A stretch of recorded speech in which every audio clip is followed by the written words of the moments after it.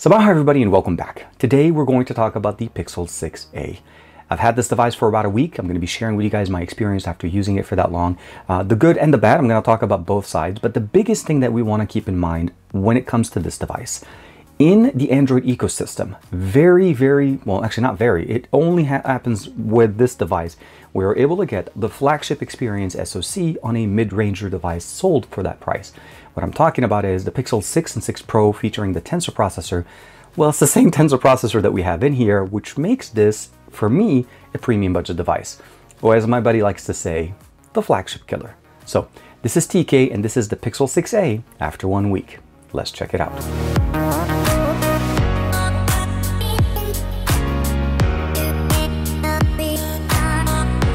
Like and subscribe and make sure you hit that bell icon so that you're always notified to whenever we have new videos on the channel, and make sure you check out that join button below the video. So I'll start off by talking about overall experience with the Pixel 6a. So this device again is a week old in my hands. The security patch update that we have on here is April security patch update, which means, I'll say this right now, some of the things I talk about today could potentially be fixed with software updates and could get better as time goes on. It's typical to what we've seen before with the Pixel 6 and the Pixel 6 Pro before. There were some concerns at launch, and lo and behold, the phones are still there and a lot of people love them. So the overall experience that I'm experiencing today, or I'm sharing with you today, is predicated on that basic premise. And as long as you're okay with that, this is what we're going to be able to cover today. How is it today if you pick it up today before we get the July month end or even August security patch update? And this is what we get with the Pixel 6a. The model that I have is the Pixel 6a with 128 gigs of internal storage, and actually for the most part it's the only one, but the main one I'm talking about essentially is the Sage, the green color that we have there, and it is definitely one of my favorites. We have 6 gigs of RAM, 128 gigs of internal storage, a 6.1 inch 1080p 60 frames per second refresh rate display. It is an AMOLED display, stereo speakers. We lost the headphone jack, but we definitely have a very nice design that actually mirrors what we see on the Pixel 6 and 6 Pro. So continuing the new refreshed design that we got from Google. So that visor look on the back makes it very iconic. Now the back is not glass, it's actually a plastic bag, but still feels a pretty premium experience. And for me, I've been putting it in a case which for the most part lets me see the color and enjoy the aesthetical differences from a Pixel, but of course still protecting my device.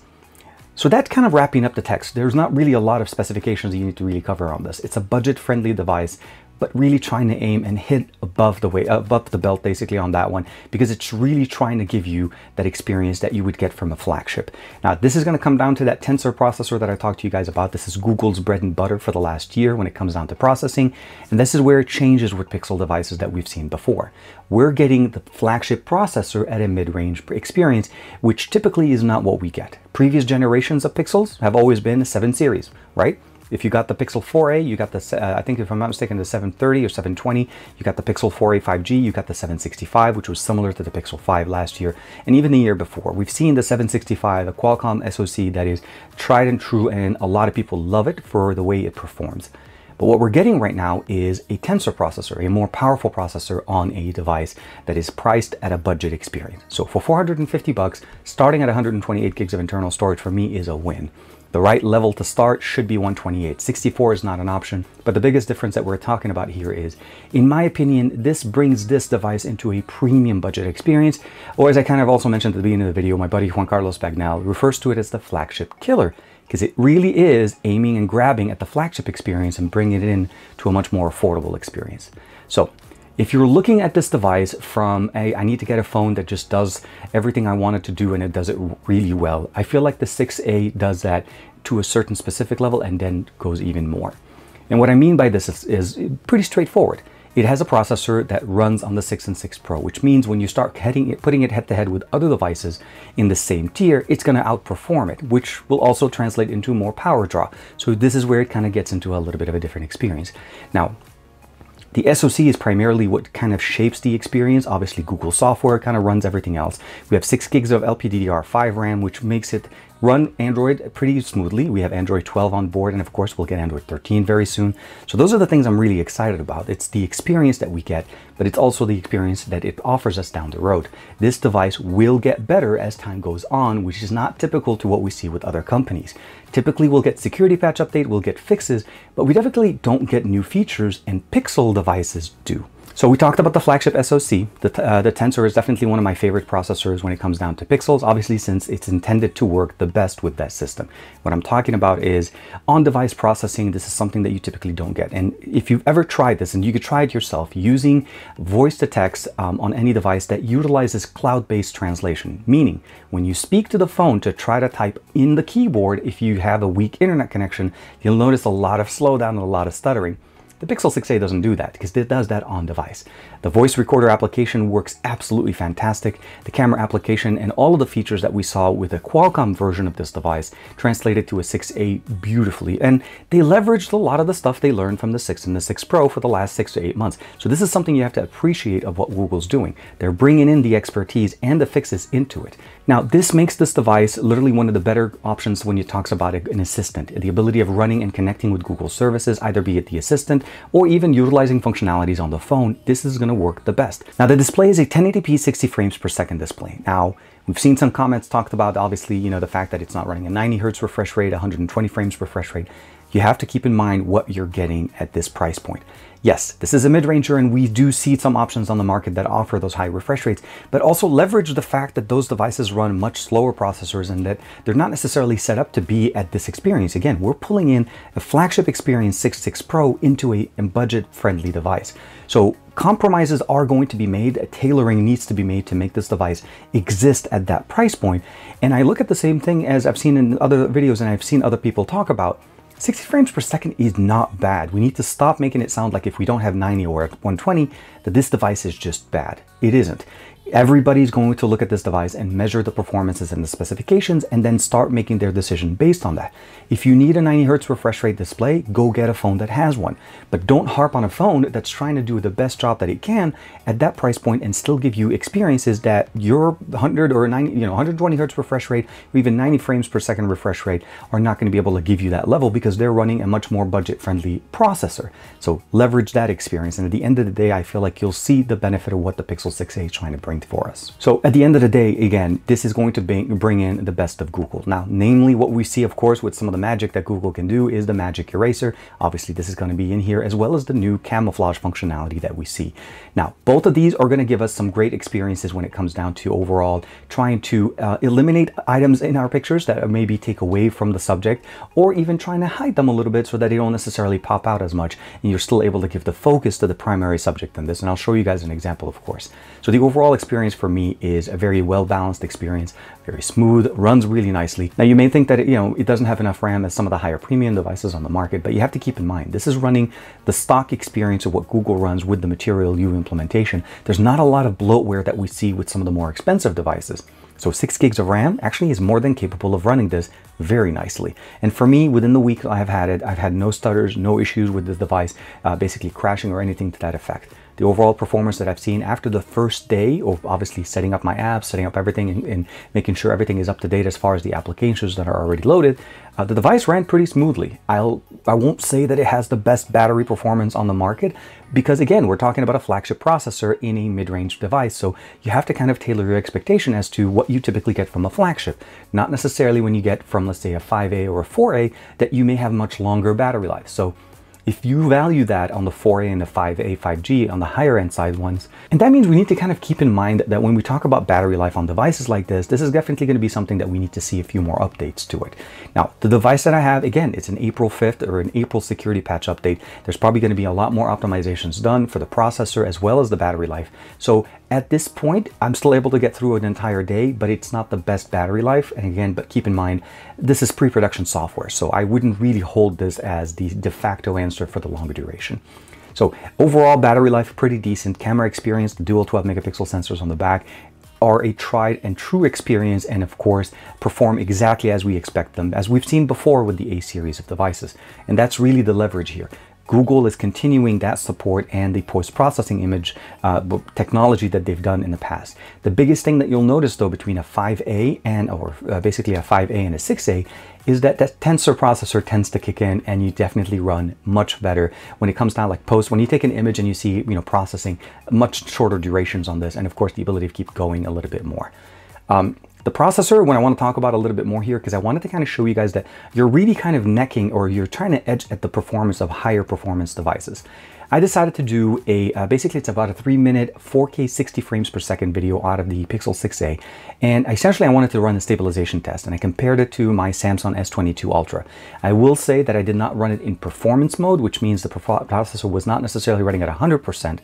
And the best thing I would probably say is this: when you run them neck to neck in Google Photos stabilization test, they both kind of stay neck and neck all the way almost to the end, and the Pixel 6a beats the S22 Ultra mostly by a few seconds, but that's because overall what you're getting there is a flagship experience. You're not getting a 7 series processor comparing it to the 888 or the 8 Gen 1. You're getting a Tensor comparing it there, and when you put them head to head, with most people not knowing that there's actually a button to turn on performance mode on Samsung devices, that's really why I kept it this way. Most people don't turn that on when they're running things on their phone. They don't, we're not told when we set up our phones that there is a performance button. If you don't go into the toggles and look for that button, you wouldn't even know it existed. So it's one of those things that I said, yes, I can compare it head to head with 100%, but then at the end of the day, do most people do that? I do when I'm trying to run things on the S22 Ultra, because I know that this is technically a throttled experience from Samsung, because the 8 Gen 1 definitely has some thermal concerns. But again, to try to round it up, it hits above its level, and it definitely connects and can compete and even sometimes beat some higher end Qualcomm processors.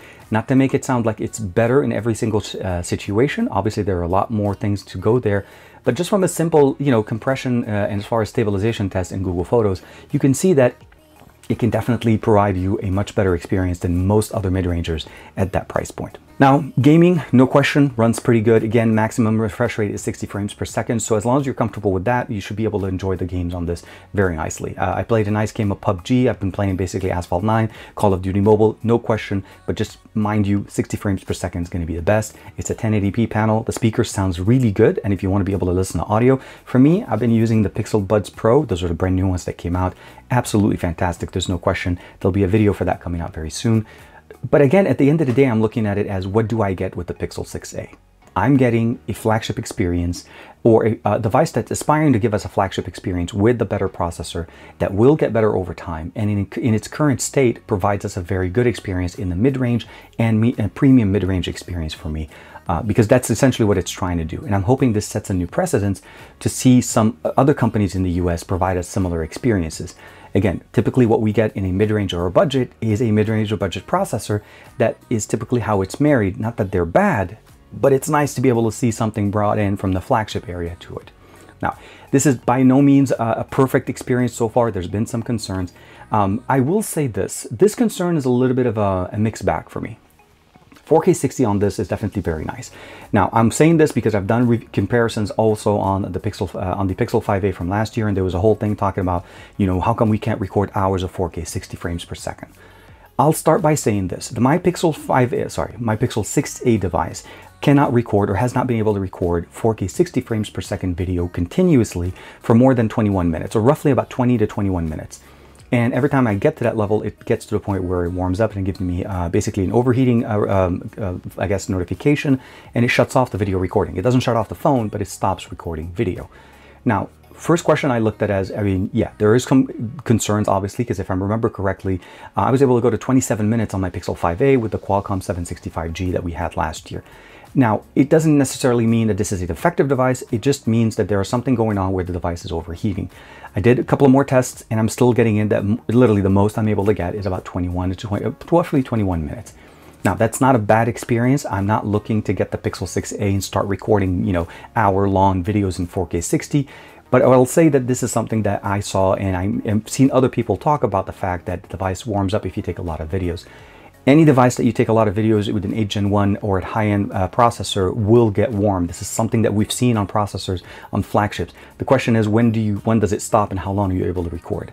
I think 20 minutes of consistent 4K 60 frames per second is absolutely great. The ability of launching the camera by double pressing the power button and be able to jump into that moment quickly is very nice.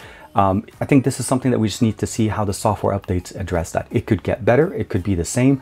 At 20 minutes, I'm still pretty happy at 4K 60. Again, this is what I like to record on the main sensor in the back.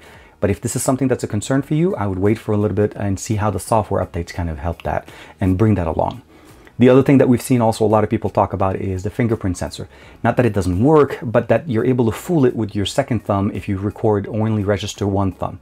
Now for me, I registered both thumbs because I always know that sometimes I pick up my phone with my right hand and then sometimes I pick it up with my left hand. So I always do that when I'm setting up my devices, and this was not an issue. And when I did delete one of my fingers, the left thumb, it did actually continue to work, and I wasn't able to unlock it with my left one. So my buddy Juan Carlos did also a quick test and it worked the same way for him. So overall, I think that's also going to be something with a software algorithm to basically get Google to update that and get it better. Keep in mind again, this is a software that is running pre-sale software. April security patch update, and we're at the end of July, almost August. So you have to kind of keep that in mind. So in its current state, with what we have, would I recommend the Pixel 6a to somebody that's looking to buy a budget smartphone from Google or from an Android ecosystem, but doesn't want to pay too much still, but get that experience that they want to get? I feel like the experience that we have in here and the tailoring they did to bring the experience of the 6 and the 6 Pro to a 6a for $449 has been done absolutely the right way.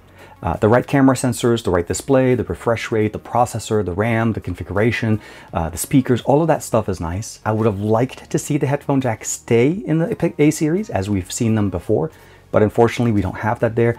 But I will say that they're, at the time of pre-orders, you were able to get a free pair of buds of the Pixel 6a buds, not these. The casing looks similar, but the 6a were going to be free with it.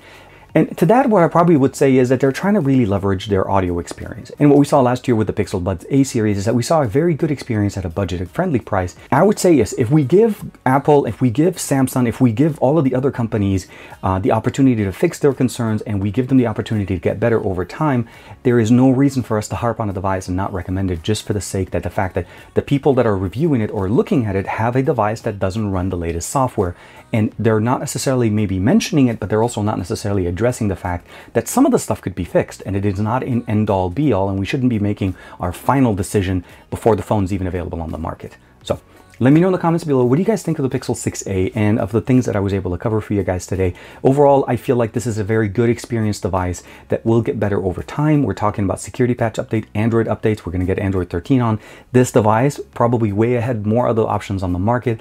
And you're also going to be, security patch updates for much longer. Google controls the SoC processing here, and this is going to translate into a better experience. So like and subscribe as usual. Thank you very much for the support. I'll see you in the next one.